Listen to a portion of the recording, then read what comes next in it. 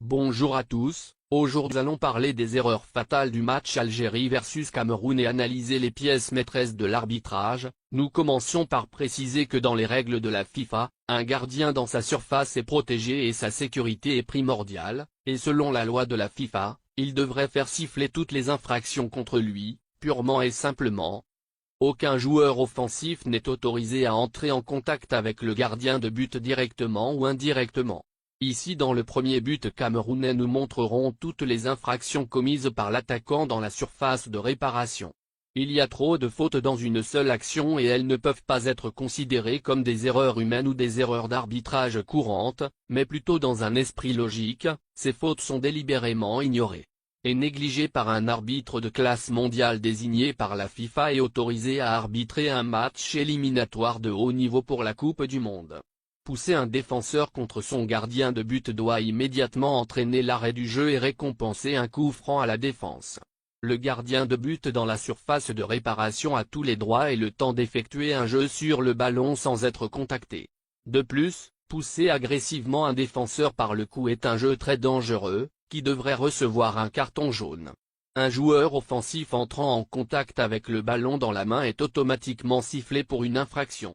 Un gardien de but qui perd l'équilibre à cause d'un contact est un coup franc automatique selon les règles. Après la mise en œuvre de la VAR, l'arbitre est tenu d'examiner toutes les actions douteuses qui mènent à des buts, mais ce n'était pas le cas dans cette action. Si le VAR ne fonctionnait pas pendant cette action, cela est considéré comme une erreur technique et relève de la responsabilité de la FIFA. Si tel est le cas, c'est un très bon point en faveur de l'Algérie. Une action visible à l'œil nu ne nécessite pas de révision VAR, cependant, le VAR est tenu d'appeler l'arbitre, pour révision s'il manque une action, comme cette main claire ici dans la surface de réparation. Nous pouvons clairement voir le contact avec la main sans aucune obstruction. Le ballon atterrit clairement dans son avant-bras. Cependant, cela est considéré comme une erreur courante de l'arbitre, à moins que, comme nous l'avons dit précédemment, le VAR ne fonctionne pas. Encore un bon point pour l'Algérie. Passons maintenant à un contact net dans la surface de réparation, et examinons comment le contact s'est produit et si le défenseur a touché le ballon ou le pied de l'attaquant. Basé dans l'espace du ballon et du pied de l'attaquant, il est impossible pour le défenseur d'entrer en contact avec le ballon, donc, c'est un penalty, il a fait trébucher l'attaquant. Encore une fois, où est le VAR ici? Dans cette prochaine action, nous examinerons une autre main évidente. Et encore une fois la question: où était le VAR? Qu'a fait l'arbitre et pourquoi l'action n'a pas été examinée? Sous différents angles, nous pouvons voir clairement le ballon toucher la main du défenseur et même rester collé à la main pendant quelques secondes.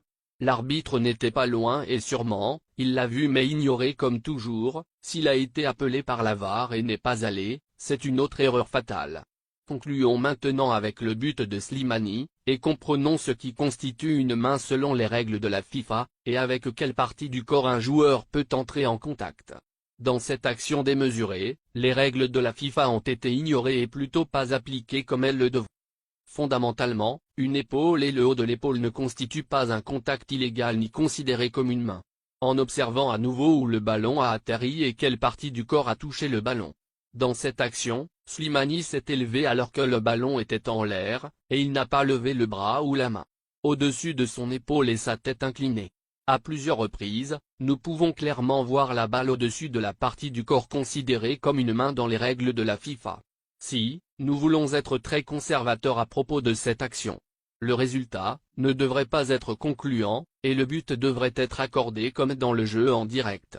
Utilisons un peu de bon sens et voyons si nous pouvons déterminer la trajectoire de la balle, et sous différents angles, voyons si nous pouvons déterminer que la balle a touché à 100% la main de Slimani.